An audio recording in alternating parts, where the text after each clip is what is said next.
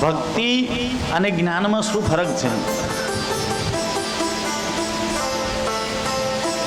જ્ઞાન વાંદરાના બચ્ચા જેવું છે. તમે બધા વાંદરાને જોયું હશે, હે ને?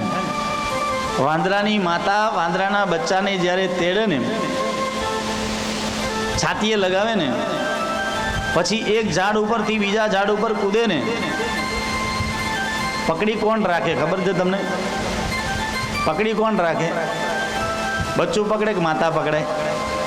બચ્ચું પકડે છે. માતા પકડતી એક ઝાડ ઉપરથી બીજા ઝાડ ઉપર કૂદે, આપણને એમ થાય ઘરે રામ હમણાં બચ્ચું પડી જશે, પણ પકડી કોણ રાખે છે? બચ્ચું પકડી રાખે છે. તમે વિચાર કરો, કદાચ હાથ છટકી જાય તો વાંક કોનો? બચ્ચાનો, માતાનો નહીં.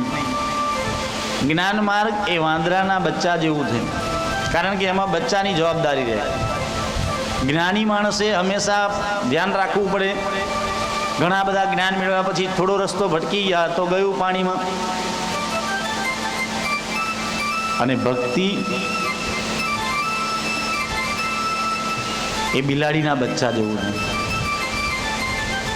ભક્તિ એ બિલાડીના બચ્ચા જેવું છે. બિલાડીને પણ તમે જોઈ જશે, બિલાડીનું બચ્ચું, બિલાડીનું બચ્ચું પણ તમે જોયું હશે. બિલાડી જ્યારે બચ્ચાને જન્મ આપે ને, એટલે કંઈક સાત ઘરે લઈ જાય. આવી મેં વાત સાંભળી છે અને બધા વડીલો કહે છે, નાનપણમાં કંઈક જોયેલું છે કે 7 ઘર બદલે તો એની અંદર બચ્ચું તો હજી જન્મ્યું જ હોય, અને પેલી બિલાડી શું કરે? એના બચ્ચાને પોતાના મોઢાથી કેટલા ઉંદર ખાઈ ગઈ હોય એ મોઢાથી સીધું ગળું પકડે છે ને. બચ્ચાને તો કઈ ચિંતા ના હોય કે કઈ વાંધો નહીં, મારી માં મને જ્યાં લઈ જશે એ સુરક્ષિત જગ્યાએ લઈ જશે. એ બચ્ચું કશું ચિંતા કરતું નથી.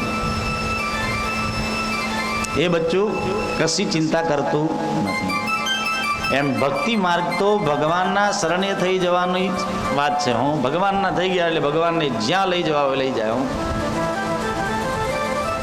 પરમાત્માની શરણાગતિ, કોઈ પણ કાર્યનો આરંભ કરો ને, ભગવાનને પ્રાર્થના કરીએ, પ્રભુ તારી કૃપાથી તારો સાથ રાખીને હું આ કામ કરું છું, તને જવાબદારી સોંપું છું, તારે સંભાળવાનું. કાર્ય પૂરું થાય, પરમાત્માને પ્રાર્થના કરીએ, પ્રભુ તારી કૃપાથી થયું, આ બધું તારી કૃપા હતી ત્યારે થયું, મનમાં અહંકાર આવશે નહીં. ભાગવતજીના આપણા આંગણે ભાગવતજી વધારે ને એ ખરેખર ખૂબ ભાગ્યની વાત કહેવાય, બહુ પુણ્યની વાત કહેવાય કે આજે અમારા રાજેન્દ્રભાઈ ને અમારા અરુણાબેન, એમનો બહુ પ્રેમ ભાવ અને ભગવાન પ્રત્યેની આવી રુચિ, આજે આ ભાગવત કરી કથા અહીં આપણે બધાને લાભ મળે છે. જેના આંગણે ભાગવતની કથા થાય એના પિતૃ સદૈવ વૈકુંઠમાં કીર્તનના અધિકારી બને છે. એમનો વૈકુંઠમાં વાસ થાય છે.